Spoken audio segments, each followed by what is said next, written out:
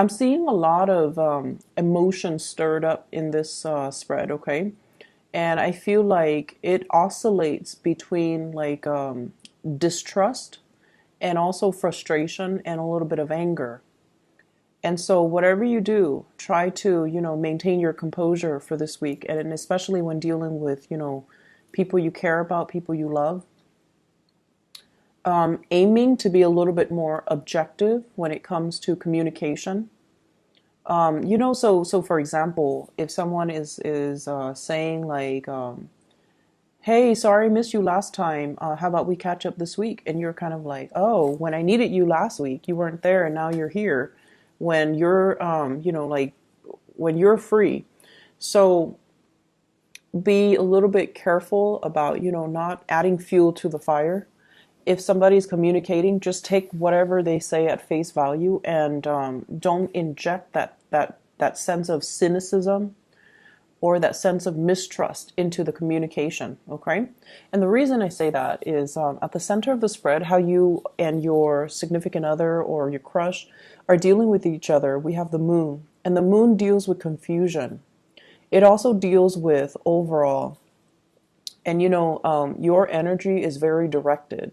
You're very concise with communication. You're very clear. With you, everything is like yes or no. Do you like this or don't you like this? Like you're very decisive. You own your feelings. You own your emotions, and you know how you feel about somebody at all times, okay? So with the moon, it indicates to me you possibly dealing with someone who's very wishy-washy. Yes, there is a strong emotional connection, but there is also a sense of mistrust and a sense of like jealousy coming into the picture as well, where somebody says something, one thing, and they do another, or their actions are not very consistent with their words. And so, or they're not even communicating clearly. You ask them, one thing, and they respond with another. You can say like, "Hey, let's meet up at 7." And then they're like, "Oh, 7's not good for you, for me," but they don't give you an alternative, like time. So dealing with somebody who could be very wishy-washy, non-committal, not so much non-committal, but the way they communicate kind of sucks. And I feel like your patience is wearing thin with this person. And I feel like, this is not a one-time thing. I feel like it's been happening, over and over and over again. You could have been pursuing this person for like 2 months, and you're realizing these patterns about them. Okay, so I feel like most of you are coming in with new relationships. For those who are in stable relationships, there's still, I see arguments and things brewing because somebody's not taking care of their responsibilities. But overall, I feel like, people who are newly out there dating, there's like confusion when it comes to your partner. This is your energy, the Two of Wands. Usually, this is like being at a distance from a partner. Some of you could be traveling for work, and some of you have a lot of responsibilities where you have to do overtime, where you have to work on the weekends, where you've been getting out of the house, you've been like very busy, I feel. And with the Two of Wands, it's sort of like it's a relationship card, but one person is not in the picture. And the partner that you have, you're looking at your partner. We have the Nine of Cups. This is somebody with a lot of options. This is somebody that could be very flirtatious. If they're not flirtatious, at least they're so nice that they have trouble saying no. They have trouble turning down offers. They're not very clear to reject people, and they're not very clear about telling people, "I'm not interested, take a hike." So they have a lot of onlookers kind of lurking around, hoping to, get an in. So you have someone who's quite popular, who's very likable, who is quite popular, very likable, easy to be around with, quite fun to be around with, very sweet, loving, affectionate. But they might have a lot of options around them. And I feel like for those who are trying to, get this person, I feel like they're looking elsewhere. Their attention is elsewhere. And so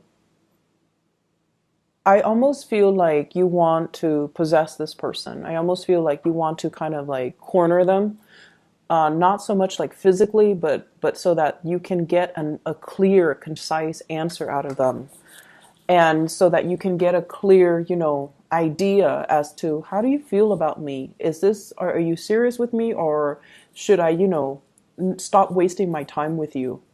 And you're not really getting any type of a, verbal yes or no from this person. They're very evasive.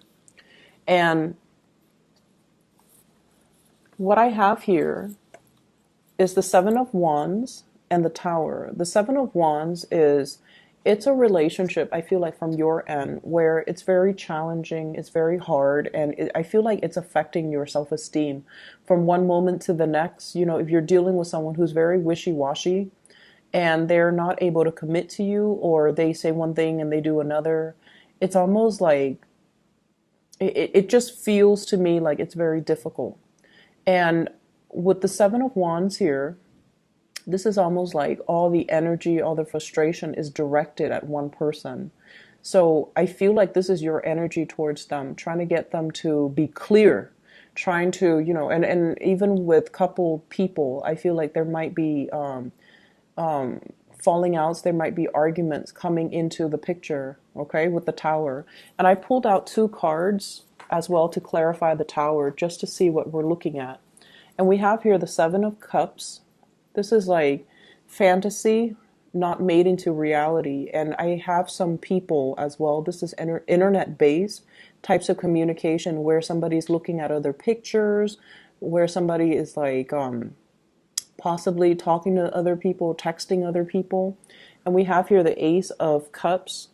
So this seems to me like it's a revelation about, where you stand with another person. Are you like the way that you feel about them? You might really like them, but you might not be the only person that they're talking to. And then I also feel like, coming to the realization that maybe this is a lost cause because, you built this person up. Like you saw the image of them, or you saw like, the fantasy of them, but in reality, they might not be the suitable partner for you. So I feel like something is coming to light where you are going to make a reassessment of this relationship, and you might not, I feel like you might not feel like they're giving you their undivided attention, and their attention, their energies are scattered elsewhere. And I feel like you're dealing with a big flirt. You're dealing with someone, not so much a heartbreaker, but like they like the attention. Okay, they like the attention that's given to them. And then on the flip side of that, I also feel like you're dealing with someone who has trouble rejecting suitors. And so they kind of keep people hanging on, not because they like the attention, but because they have trouble saying no. And it can be very frustrating because with you, you're very clear about, drawing boundaries, and you're very clear about who you want to pursue. So that element, I feel like there's frustration associated with it, okay? The second spread here, I feel like for many of you,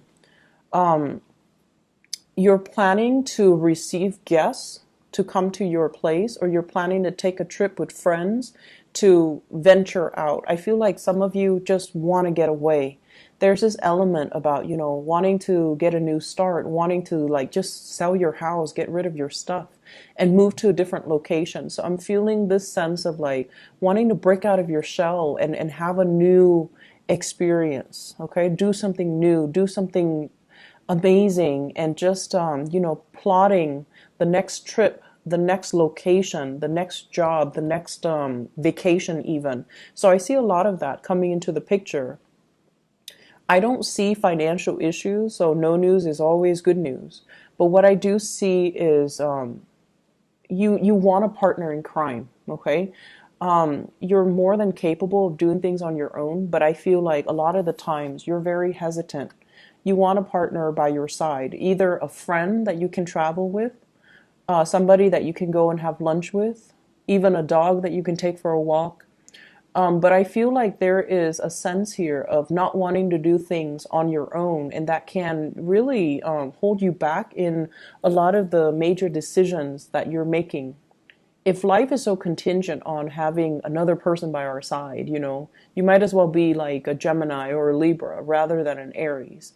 So you're given the Aries energy for a reason, because when you start things on your own and not have to wait around for other people, there are no logistical issues, okay? Because you started, you know where you are, and you can basically plan things and to cater to yourself.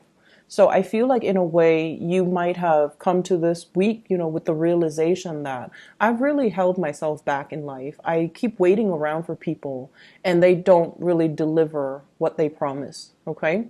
And then I also feel for many of you as well, like waiting on guests, so that energy, it's like waiting to coordinate to so that the two of you can meet up, or they're coming to visit and they're going to stay overnight, or they're going to stay over the weekend and things like that. And I also have as well the Seven of Cups, and it's showing up before in the love reading as well as now. And this card usually indicates the fantasy, okay, conjuring, dreaming, wondering what if. And I feel like for many of you, there's a warning here about, not going back to the past. And they're saying like finding a new place, finding a new location, not getting pigeonholed into like. So, for example, I see you making plans, wanting to break away and wanting to make some major changes in your life. And they're saying as well, don't go back to the past, because you're looking back at the past and there's some blockages here. And it's sort of telling you, for example, if you're thinking about, I want to quit this job, I'm bored, and I want to go back to my previous job, going back to the past is probably not a good idea, okay? Or there's that ex that was always, interested in me, or that guy from high school that's always interested in me. I want to know if, things can play out. And they're saying, like, don't go back to that past. Don't live in that time capsule and relive, the movie reels from the past, because life goes on. And once again, if you find yourself having to do a lot of things on your own, I feel like you are craving a partner, somebody that can stand by your side, or even like a friend, a partner in crime, somebody that you can do these things with. But you're more than capable.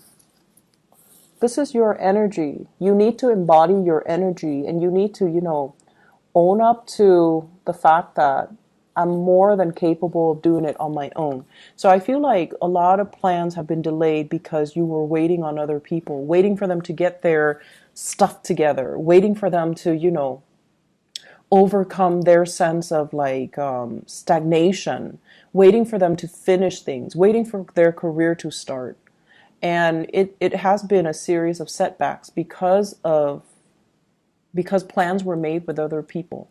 So aiming to be a lot more independent and, things like that, I feel like it's going to bode well for you with your Aries energy. It's in perfect alignment with where you're supposed to go and the person that you're supposed to become, okay? So I will leave it at that, Aries. I hope you guys have a wonderful week.